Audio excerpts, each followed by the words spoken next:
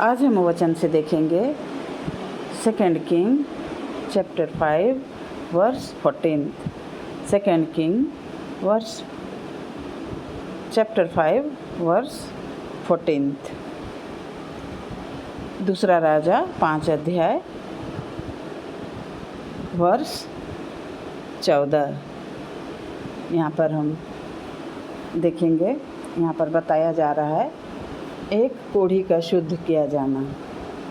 एक कोढ़ी का शुद्ध किया जाना, उसका नाम है नामान। नामान एक राजा था और वो बहुत ही शूरवीर था, बहुत ही प्रतिष्ठित था और साथ ही साथ वो बहुत सारा युद्ध जीता था। परमेश्वर उसको जिताया था क्योंकि वो राजा था। लेकिन एक उसका शरीर में बीमारी था, वो था कोढ़। कोढ़ तो आप लोग सब कोई जानते हैं, बहुत ही डेंजर बीमारी है, भयंकर बीमारी है।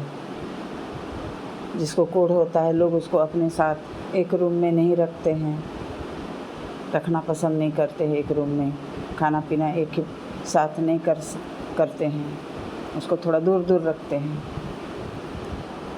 तो नामान कोढ़ी को मालूम हुआ कि एक प्रभु का जन है, उसका नाम है एलीशा भविष्यद्वक्ता।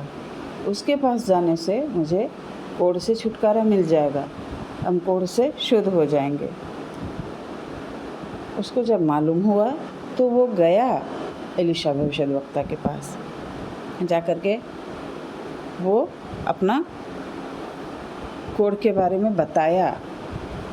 एलीशा भविष्यद्वक्ता ने उसको एक आज्ञा दिया कि तुम जाओ यरदन नदी में जाके 7 बार डुबकी मारो और तुम्हारा कोढ़ खत्म हो जाएगा, तुम शुद्ध हो जाओगे कोढ़ से। और नामान कोढ़ी प्रभु का जन जैसे बोला वैसे वो किया। यरदन नदी में जाके 7 बार डुबकी मारा और वो कोढ़ से शुद्ध हो गया। प्रभु के लोगों, आप लोग यहाँ पर ध्यान दीजिए, वो क्यों शुद्ध हो गया? क्योंकि एलीशा भविष्यद्वक्ता उसे बोला था कि तुम जा कर के 7 बार डुबकी लगाओ यरदन नदी में, शुद्ध हो जाओगे।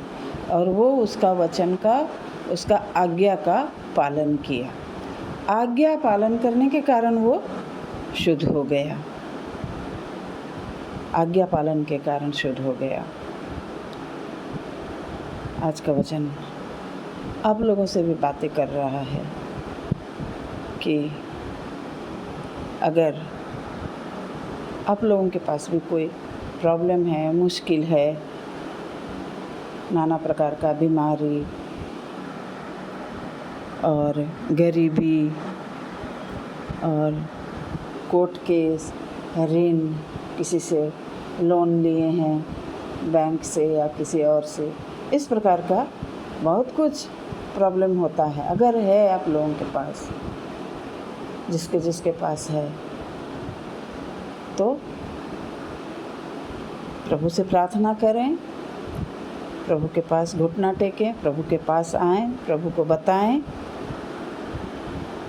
प्रभु सबसे निकालेगा, सारा प्रॉब्लम से निकालेगा, छुटकारा देगा। जैसे नामान कोढ़ी प्रभु का जन के पास गया और जाकर के उसको जो भी उसको बोला गया, वचन दिया गया, आज्ञा दिया गया, वो आज्ञा का पालन किया और वो चंगाई पाया, शुद्ध हो गया और प्रभु का महिमा किया, प्रभु का बहुत ही धन्यवाद दिया और वो प्रभु के पीछे चलने लगा। इसलिए आज का वचन आप लोगों के लिए और मेरे लिए भी है कि हम लोग के पास कुछ भी प्रॉब्लम क्यों ना हो, जैसा डिफरेंट प्रॉब्लम, सब प्रभु के पास लेके आएं, प्रार्थना के द्वारा प्रभु को बता दें। प्रभु छुटकारा देगा, चंगाई देगा। ऋण है तो ऋण का भी वो, उधार है, ऋण है तो उसका भी वो रास्ता दिखाएगा ख़त्म होने के लिए। किसी का कोर्ट केस है तो उससे भी खारिज करा देगा। परमेश्वर रास्ता निकालता है, बस उसको बताना है। प्रभु का आज्ञा को माने, प्रभु का वचन का आज्ञा को माने, सब ठीक होगा।